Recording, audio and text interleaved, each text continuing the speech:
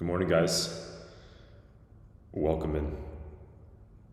Bear with me for a minute. I'm just very awkwardly posting on my phone all the links everywhere. Welcome to you guys. Thank you guys for joining in.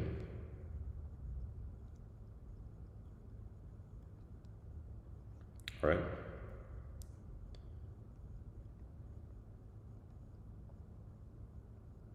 Beautiful. I think we're live.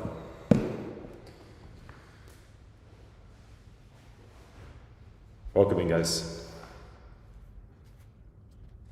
How are you guys all doing? How did you guys all do yesterday? Did you guys come out on top?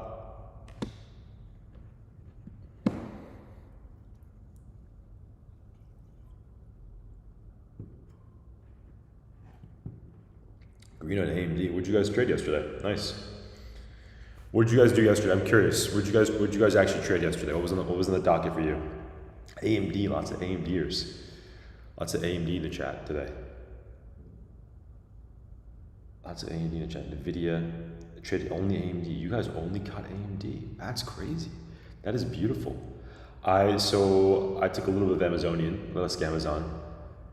Made some money. Made a little bit more on AMD too. I didn't get much size on AMD. I'm surprised you guys got a lot of AMD in the chat, but that's really good. You know what that means? That means you guys were actually trading, right? That means you guys were actually trading, which is awesome, because AMD was not signaled, right? If you actually caught AMD, that means you are, you're doing it right.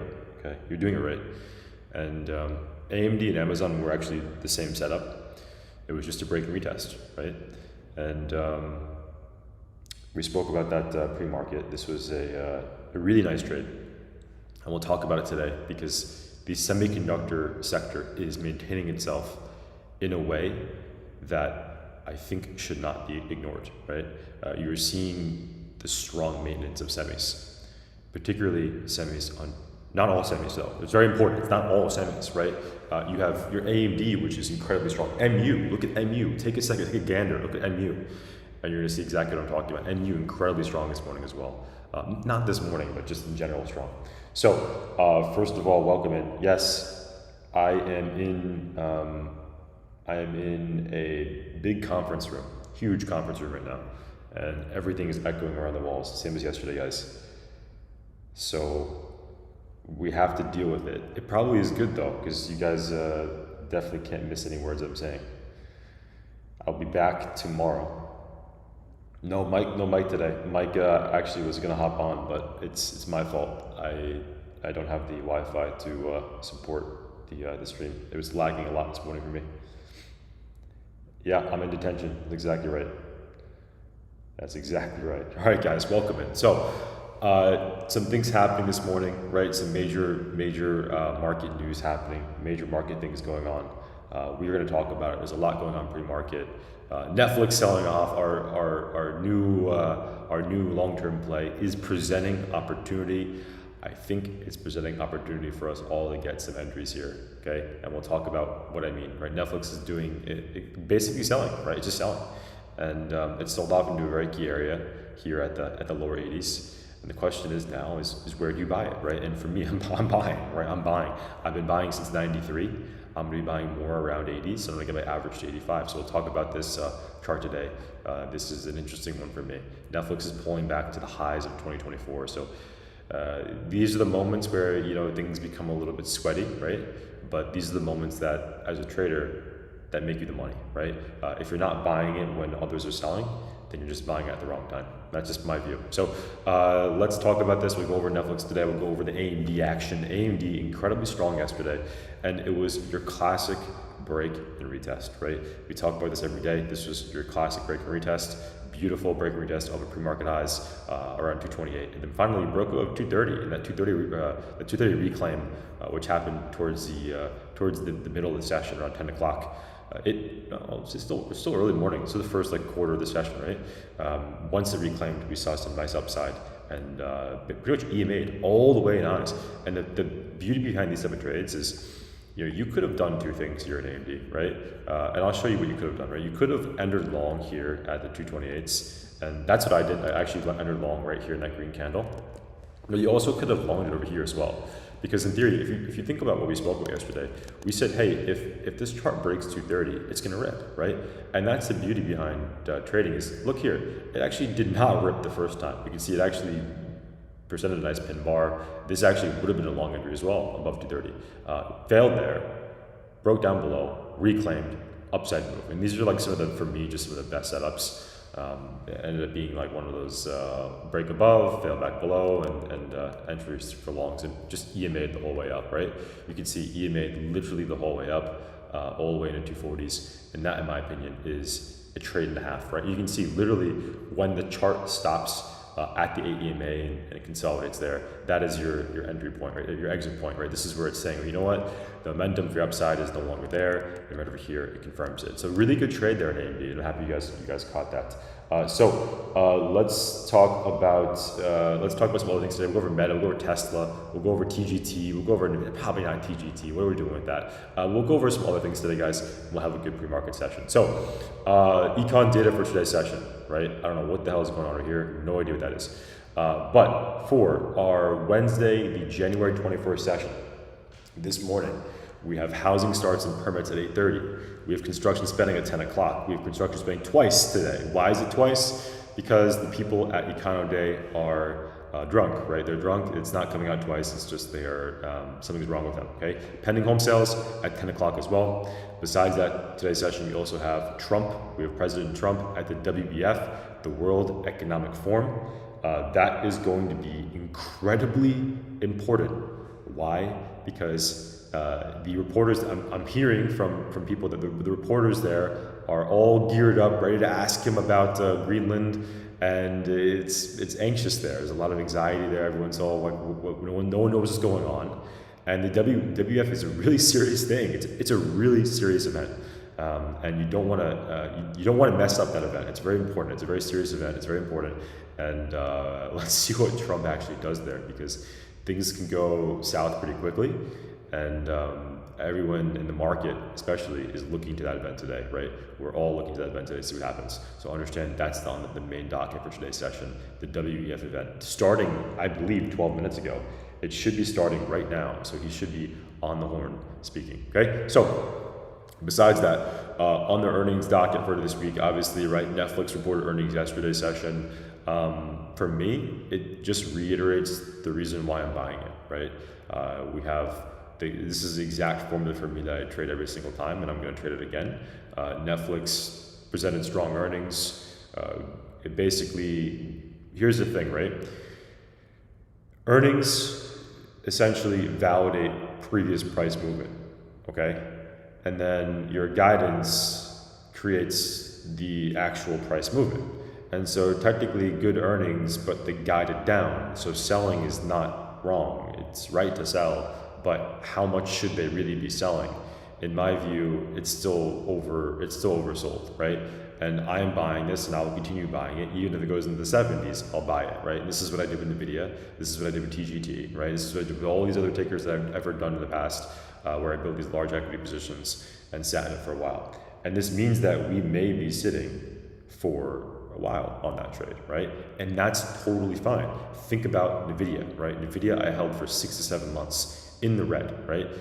These are the things you have to deal with as a trader. If you want to trade smart and trade, value, right? You want to be a value trader. In my opinion, you have to be comfortable sitting in the red for a little bit, right? As long as fundamentally it doesn't change, right? The company doesn't change, then you'll be okay, right? So Netflix obviously reported, UAL reported, Interactive Brokers reported, today's session pre-market, J&J reported, Schwab also reported, and I may be wrong about this, but this is an interesting one to look at, because they have they have the TOS platform, and I'm a big advocate of SoFi and Robinhood, or Hood as a stock company, right, not as a platform. But I'm curious to see how Schwab reported, because they now have TOS under the belt, okay? PG tomorrow morning, Intel tomorrow in the afternoon, and that's all we have for today on the earnings side. Let's dive into our charts, guys. Let's jump into our first chart of the session, SPY. So what did we say yesterday in SPY? Okay, yesterday's session we said don't be in Muppet, don't short into 680s. If you're looking for anything, look for the pop and fade, right? If you're looking for shorts, look for the pop and fade or the breakdown under 680 for shorts. And that was the right idea. If you look at yesterday's session, the market essentially was strong off the open, right? In fact, we maintained the 680 demand all morning. In fact, there were longs presented. You could have longed the S&P yesterday's session at demand lows. This was your long, okay? Maybe even here was another one, okay? The market maintained itself as support, and then it moved higher into its supply and then failed. In my view though, this is interesting. SPY technically didn't move into my big supply zone. My big supply zone was 686. Remember I spoke about the 686 pop and fade being your top watch? Well, we never actually pulled in that level, right? We failed it a little bit earlier around the 685s, so about 1 delta too early here on the SPY chart. But you want to know why. You wonder, damn, why did SPY fail early? How could you have known SPY was going to fail here rather than here? Well, I'll give you one argument, right? The one argument you could have made is watch other tickers besides SPY, right? This is why. Do you think I go over Qs just because I like the word QQQ? No, I like to see what the overall tech market's doing. QQQ is an important indice. It's one of the most important indices, especially when we have a tech-wide market sell-off. And if you look at the Qs yesterday, Qs were on the center stage. This was your center stage ticker. Why was this a center stage ticker? Because this was the most clear break and retest, short, side move, whatever you want to call it, right? We moved into the lows of Wednesday, the 14th session. And I wish I was trading Qs yesterday because for me, I only long SPY. I long SPY open at 681, right? But if I was trading the Qs yesterday, or even watching the Qs yesterday, take a gander at what the QQQ was doing, look how clear the 615 break and retest is. This is my level, right? This is my level yesterday, and it's still my level today. This is my serious bull bear pivot in the overall market, right? If you're under 615, you're short side of the Qs, and I reiterate that same level today, right? Now, the reason why I'm explaining this right now is because you wonder, damn, why the hell did SPY fail early? Well, it's just because Qs failed early, right? Qs failed at the level. The Qs failed at their level, which happened to not correlate perfectly with SPY. And that's the beauty behind trading. Is trading is not going to be like your fairy tale. Everything hits perfectly. Qs and supply and SPY and supply. No, it's not always be that way, right?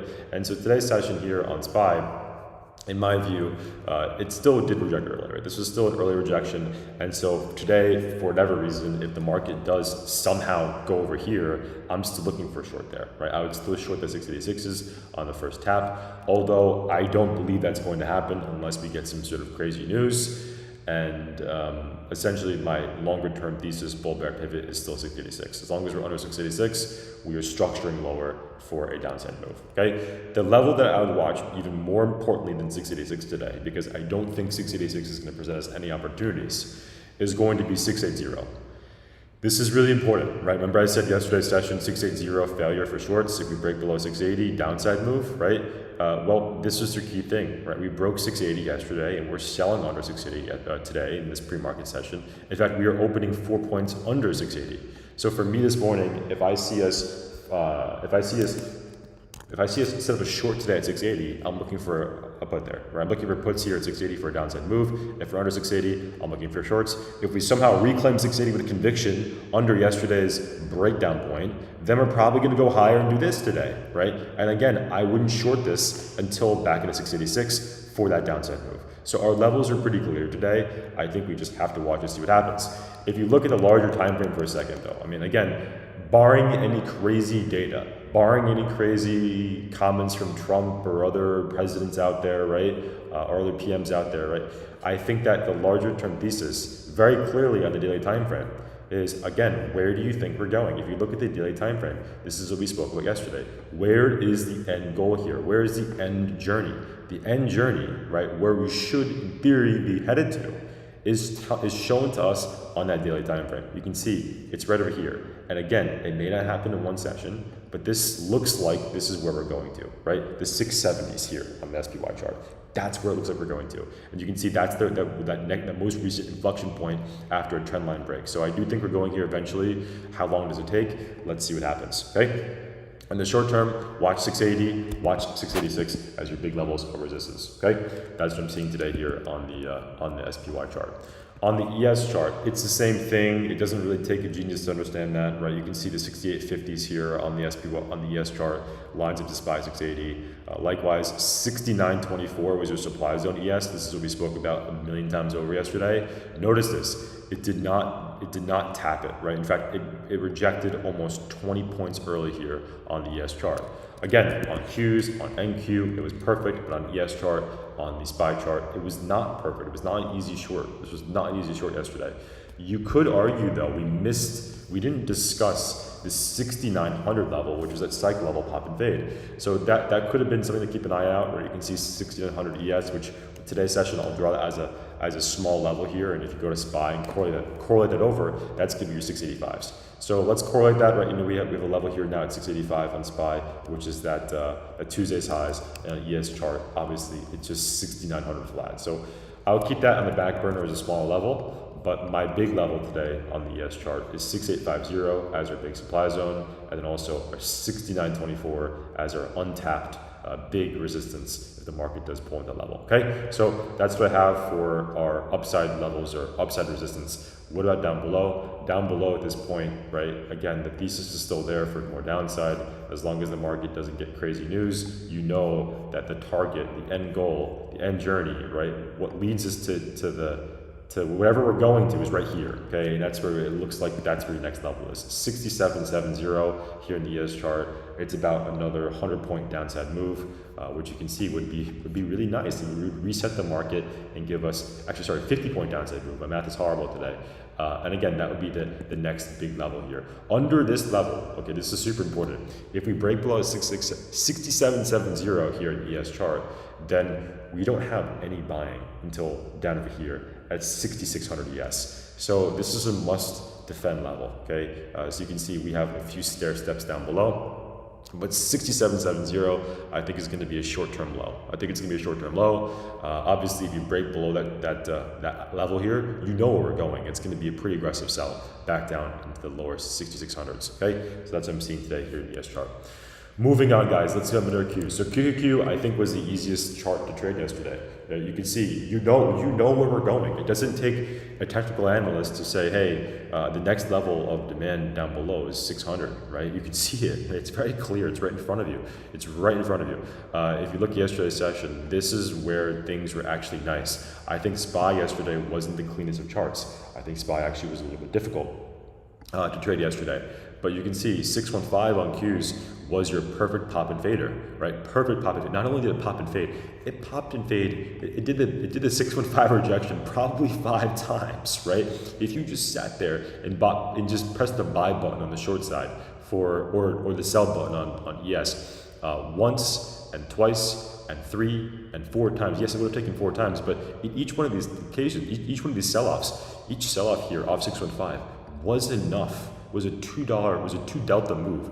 Each sell-off was at least a 2 delta move off your 615s. So you would have gotten 2 points, 2 points, 2 points, and then a lot of points, right? And so that was, in my opinion, a nice chart yesterday. Today's session here in Qs, where are we going? Well, today's session, for me, it's all now based upon 610, right? No longer do I care about 615. 615 is still my bull bear pivot, but is it a short area?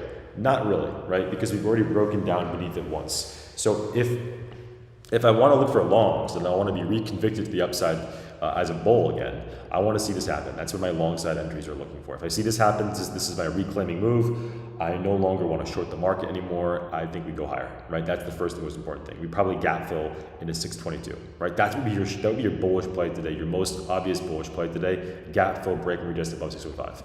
I don't want to short the 615s anymore. It's already short. The short has already worked out. For this to work, I want to see this just sell off. I want to see this just continue selling, pop and fade 610, downside move, back into 600. Don't be a muppet and short back over here though, because you know that's where big demand is below. For the bears, this is really what you want to see, right? After a downside, after an upside, after a gap down, a rejection at the lower high here at 615. You want to see this just continue now and no longer pop into 615. Here, if this happens, I don't trust the trade as much as I would have trusted it over here, right? You can see why I would say that, because at this point, why would we be doing this? We should just continue this sell-off and not tap that lower high again. We should sell off back into 600 as a nice clean downside day, right? And again, if you want to look for a pop and fade, 610 would be that pop and fade area. That's the only pop and fade area I have here. If we do start tapping 615, I believe we break it. That's what I would argue we do. I think the chances are higher of us breaking it. Would I buy longs at 615? No, I would only buy longs above 615. I would only buy longs here. That would be a long side trade today. Okay, so obviously, very important cues chart. I think we should watch this today and be aware of what's going on, because yesterday's session, it was incredibly important, and today I think it's equally important, right? Okay, let's move on, guys. Let's go over a few other things. How many viewers do we have? We have 1,000 viewers here, and we only have 300 likes. Guys, get the like count up. We've gone over all of our indices. Am I on the toilet? Yes, I'm on the toilet right now. That's what's happening. Netflix sleeps. Yeah, I mean, we'll be in good shape. Okay, so let's move on. Let's go over the first ticker of today's session. Let's go over AMD. Meta, thank you, Meta. That's much appreciated. That's much appreciated. Let's do the IWM. Yeah, why are the likes so low, guys? What is wrong with you guys? What is wrong? IWM. So on the IWM, if it loads for us, let's do this last ETF, and then we'll dive into our equities. It may take a few minutes here. I'm on that hotel Wi-Fi right now. Okay. So who else is doing a pre-market webinar, live trading when they're on vacation? I don't think many. I mean, maybe there are some people, but they have to be a little bit crazy. You have to be something. You need to have something wrong with you in order to be doing this right now. So if you guys are appreciating that, just like the stream. That's all it takes. That's all you have to do. I'm not asking for anything else. You gotta be a little crazy. You gotta be a little bit crazy. I'm over here in Cancun right now at 9 o'clock in the morning with you guys, live streaming in literally a conference room, right? That's literally what I'm doing right now. So understand that. I don't even have to be trading right now. I've already made my money probably for the week yesterday. But I'm here. I'm here with you guys, and I'm excited to be here. So yesterday's session was all about 261 on the IWM. Today, it's still 261. That's all I have today, right? If we're above bull, below bear. Very important. That's all I have today here at IWM. Again, very, very important level. 261 fails, we're going at 258. 258 is no long spot, okay? That's the most important thing today here on this IWM, okay? That being said, let's go over AMD. So on the AMD chart, what happened yesterday? AMD was the most clear long opportunity. AMD and Amazon were outperforming. Now, granted, Amazon actually did end up selling off. Amazon, we longed it. I'll show you where our long entry was. We longed Amazon early yesterday. So I spoke about pre-market, the 234 break and retest. I ended up seeing a really nice hold developing over here at the pre-market lows. So I saw the pre-market lows developing a really strong hold, and I ended up getting I ended up tagging an early entry here around, I'll show you where I actually entered this. I entered this around this red candle, really this green candle right there, right? With a stop loss below that 232 area. So I entered right over here like 231.30 with a 30-cent stop below 232 and got probably the best risk reward trade for an upside move. I ended up taking profit here, taking profit there, and then stopping out of runners there. I did take a re-entry here at 234 for the break and retest upside move, but again, this trade didn't continue as much as AMD did, right? You can see break, retest, beautiful technical trade here, but didn't really give you much continuation to the upside the same way AMD did. Now, granted, does this chart look any different from AMD? No, it doesn't, right? This chart actually was, in my opinion, the same way. This was a really nice Amazon chart. So I think that this chart still today is valid, but you want to see it back up to 34. Okay, so again, this is very important. As much as I want to long Amazon, I would only long Amazon only above 34. The reason why you can see is because I have a very clear inflection point now. You can see the highs of yesterday's session around 234, 235. If we can break above that set of highs over here, there's a gap to fill back into 240. So my gap fill play today on Amazon is going to be, if we can get this little break and retest, upside move above the 234s for that trend play back in a gap fill, back into 240s. Okay, so again, this is the only long entry I have today. Let's see what happens going into our chart. But again, I want to see that previous session high break for upside move. On AMD was a clear outperformer all day. And that was the beautiful thing about yesterday's session was we spoke about, Rabbi, you know exactly what's going on over there. You know exactly what's going on. This whole trip has been written off. So, that's good. So I'm glad someone caught that. On AMD, right? On the AMD chart, you can see AMD and Amazon were the two long trades we spoke about. We said if there were any names to long yesterday in the pre-market, we mentioned it was Amazon and AMD. Now AMD was a name that actually worked out far better, right? And the reason why it worked out far better was not for any reason. It was just simply because it was the luck of the draw, right? You can see beautiful chart yesterday, right? Same idea, broke out, maintained a low at that pre-market highs, and then reclaimed above our Friday's lows. That was so important, guys. Once it reclaimed above our Friday's lows, it maintained itself beautifully and ripped EMAs all the way to 240, which was a very nice trade. So I'm glad some of you guys caught this trade. This is really nice. To be honest with you, I actually made a lot more in Amazon than I did in this chart. I sold this one way too early. Like I said, I bought it like here, and I sold it that same candle. So not gonna boast and say I caught the whole move and you just EMA it, right? But I will say this: it actually was one of those trades where you could have just EMA'd it, right? So again, that was my my 4-day fatigue kicking in, selling this a little early. And I think I did the same thing in VXX as well, and I'll show you why. But AMD obviously ripped to the highs here, and today's session, AMD is still strong. What can we do today here in AMD though? Where's the trade in AMD? Well, in my view, the trade in AMD has to be continuation above the highs. I don't want to trade a strong name in a weak market at resistance. That's very important. A strong name in a weak market at demand is very different from a strong name in a weak market at supply, okay? Right now we're at supply clearly at this point. I would want to see us back above the 239s. If we can clear above 239, I have an upside trade here. So very important, 239 break and retest. If we can build above that level, I can look for an upside move, okay? Very, very important. But for now, as of right now, 239 has to build for that continuation to happen, okay? Let's move on. Let's move on, guys. Let's move on, okay? Next chart, Nvidia. On the Nvidia chart, Nvidia 180. Look, this is what it is, guys. This is super simple. It's 180. Are we below it? If then short. If we're above it, if then long. Okay. If you see us set up a long opportunity today after 180s, then go for longs. If you see us set up a short opportunity after 180s, then go short. If you look at yesterday's session, if you just did that yesterday, you probably had a good trading session, right? Look at what happened. We pulled back into the 180s. You see us develop a long here, upside move. We fell below the 180s. You see a downside move. So it was not the cleanest of charts, but I would argue that everything yesterday and today is guided by 180. If we are above the 180s, look for downside. If below the 180s, look for upside, okay? So that's all I'm seeing today here in this chart. Longer term, where does this go to? Again, the longer term picture is actually driven by 180. It's super important. This 180 is the temperature gauge, and we haven't had enough data to tell us what's gonna happen here, right? So I think we'll get the data today. But again, my view is Nvidia is going into either 186 or 170. That's where it's going to, 186 or 170. It's going to make a move. This is where it's making a decision point right now.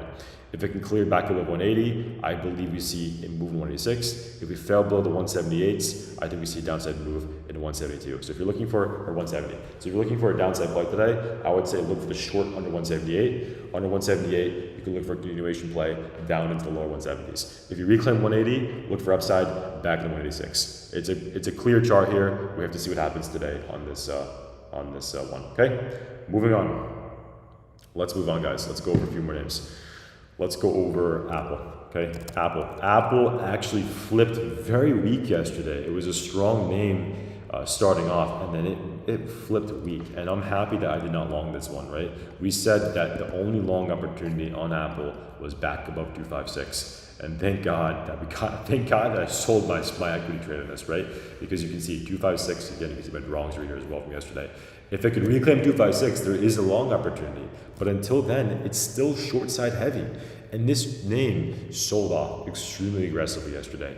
Despite the market maintaining, Apple ended up being strong off gate, but then wham, right downside, 4% downside day yesterday. And Apple doesn't normally do that, right? Apple does not normally make 4.5% downside day. That's a $10 move on Apple. Ask yourself, how many days do you see Apple making $10 swings? It's very rare. It's very, very rare. So now, this morning on Apple, is there a recovery day? I mean, probably. Do we see some upside? Yeah, I think we probably see us look for that upside rejection around the 252s, 253s. So I would expect that to happen. But again, I think it's still weak. I think it's still substantially weaker than the overall market until we get back to about 256. Okay, that's all I have today here on this Apple chart. If 256 can reclaim, then I am back long in this chart looking for an upside move. For now, I think the pop and fade is most likely the scenario, right? And again, the pop and fade does mean we see some intraday upside. I think we do see intraday upside. I would be, if I were a betting man, I would bet that we do see intraday upside. Why? Because after a huge move on Apple like this, we typically see some mean reversion. I would argue we see mean reversion. Am I right about it? I don't know. But typically on a huge downside move on Apple like this, you do see mean reversion. And what that means is probably upside today. So I would be hesitant of shorting this too. I wouldn't go long it, I wouldn't go short it, I would just watch it, right? And if you want to trade a long entry, you want to trade longs on some sort of reclaim, right? And the long entry is above 256, that would be a nice reclaim. If you want to get crazy with it, yes, you can trade the mean reversion today off of an earlier entry. So I'm not saying you have to sit there patient like an idiot waiting for this to happen. You could still long it before then, but you want to be surgical with it. And what that means is, for me, I would probably want to see us back above that pre-market high. If I see us back above 248 today, on a little bit of a break and retest of our pre-market high and after-market high, I can look for that today for an upside move. This would be, again, a surgical trade and against the grain, but it is a mean reversion. It's a mean reversion back in highs, back at 256. And it's hard to say how far it actually goes, but I do think it does that. I do think we see an upside move today here on Apple. Let's see what happens though. Again, it's a very shaky chart as of right now, but mean reversion typically, I know a lot of traders who will do this today, right? Who will be looking for, okay, Apple, huge downside day one, day two should be mean reversion. And this happens in both ways, right? For example, Apple, big upside move on day one, okay, day two, mean reversion. It's a very classic maneuver on Apple, because Apple is your gold standard name. So as long as there's no crazy catalyst today, I think this could be an interesting one. Okay, let's move on, guys. Let's go over Tesla. Tesla, you can see we were right about, right? Tesla is making that move back into 4 and 5. It did it, right? At this point, it's back at demand now. So at this point, we don't know what's going to happen here. Yesterday's session, we said, hey, it's going to go into 4 and 4. That's all I know, and that's what's happening. So for me, we have to just let it play out. It's at demand now, right? 4 and 4, 4 and 5 is at your critical demand hold spot. I want to short it here. Let's see if this can possibly turn to a long, right? If this can turn to a long here at the lower 415s, there could be a long entry here. Guys, that's it for me today. Look, we went over a lot of different names today. I think it's important we focus in on a few tickers and we see what happens today. Because again, the WEF event is still happening. I think Trump is still speaking. Let's be smart about this. I'll see you guys all in live. We had a good start to the week, and let's keep pushing today, okay? See you guys.